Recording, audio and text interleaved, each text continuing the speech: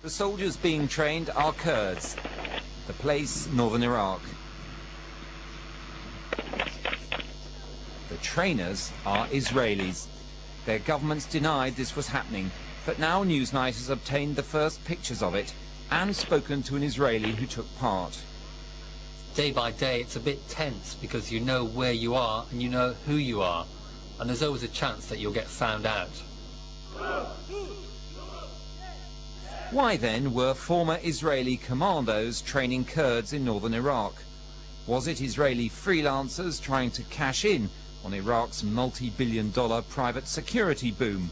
Or was this something both governments condoned? The sensitivities for the Kurdish authorities in admitting it are certainly enormous, since their political enemies have long accused them of being in cahoots with Israel. These are not new allegations for us. Back in the 60s and 70s, we were called the second Israel in the region, and we were supposed to be eliminated by militant nationalist and now Islamist groups.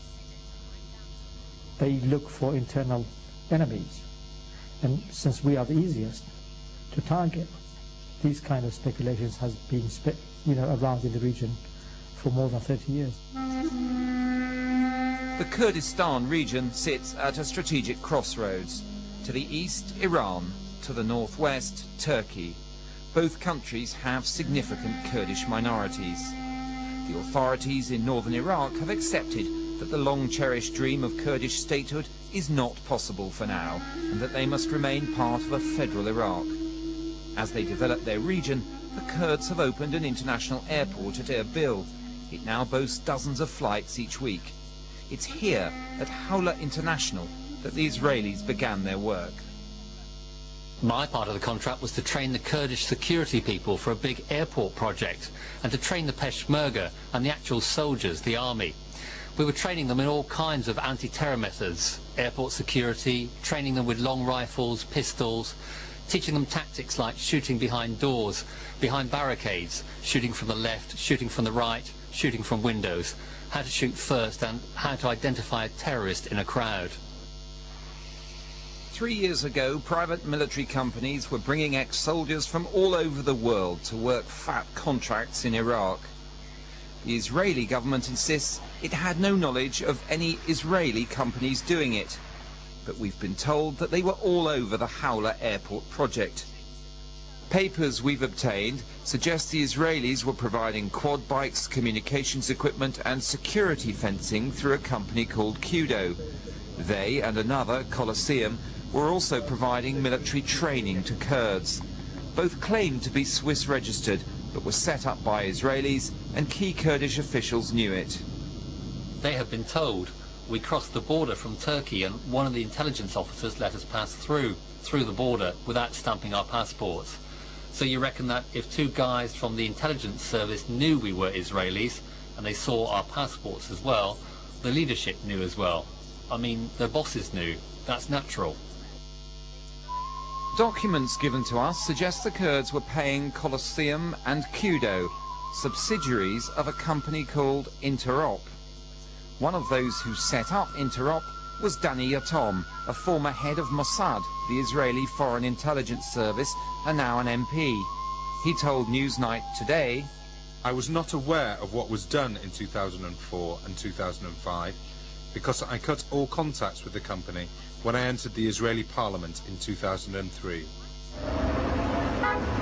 The Kurdish areas of Iraq could give Israel strategic options against Iran. One constraint facing the Israelis, should they ever want to hit Iran's nuclear installations, is distance. Most Israeli jets are short range, and they have few in-flight tankers. In the case of Iran, it's much more complicated because there are so many more targets, and they decide what targets to pick up.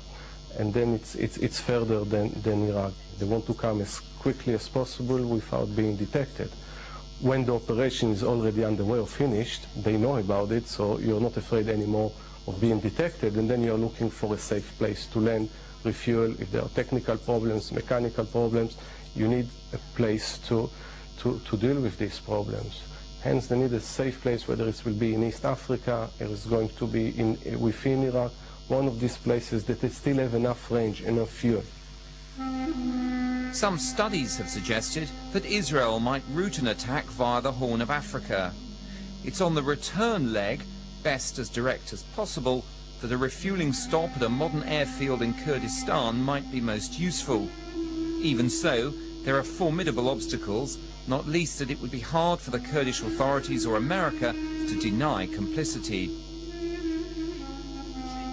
If the Israelis ever planned to use Hawler Airport as a refuelling stop, it was compromised last year when some pictures appeared in the Israeli press. But it wasn't the only training conducted by the Kudo men while they were there. They were also given more than 100 Peshmerga or Kurdish fighters to train to a far higher standard. At the beginning, when we first got them, they didn't have any idea of basic shooting, basic standing or basic holding of weapons, nothing. It took time, but in the end they were shooting professionally, quickly, just as people taught me back in Israel. They reached a good standard, they were getting professional. There's a lot of difference between training airport security and training Peshmerga.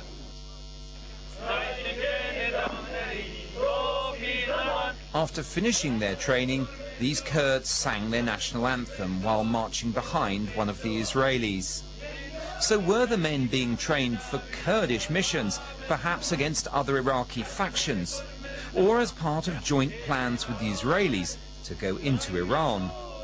The Kurdistan government denies operating jointly with the Israelis, but it does watch Iran with suspicion.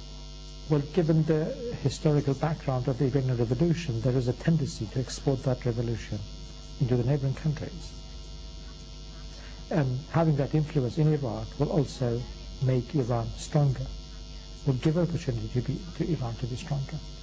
And maybe in the longer run, the dream would be also to support the Shias in the Gulf areas, so that there is a wider Shiite influence.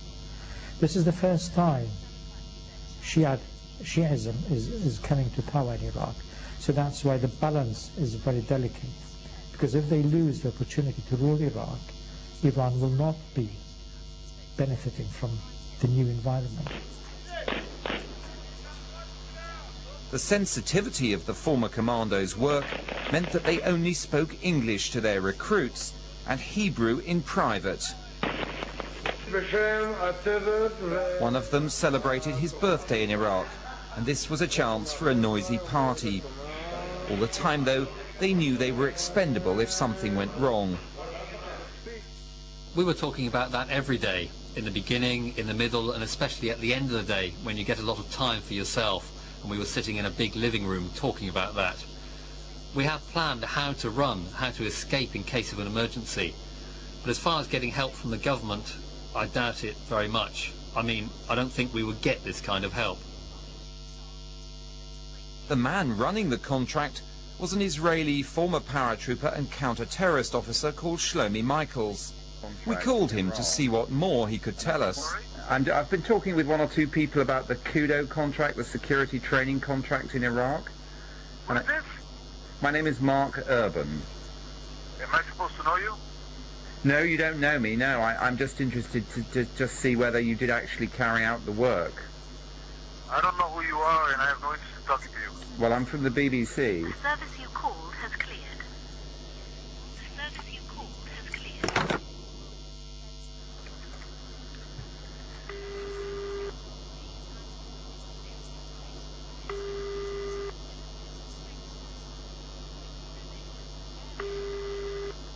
Hello? Hello, Shlomi, it's Mark again. Listen, I'll tell you why I think you should talk to me.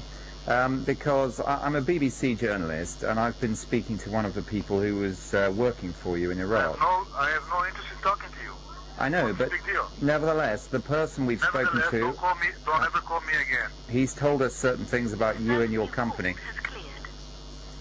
The service you called. The Israeli government has launched an inquiry into reports that their firms were training people in Iraq. I understand that they've also passed to the Israeli police that if Israeli companies have violated our export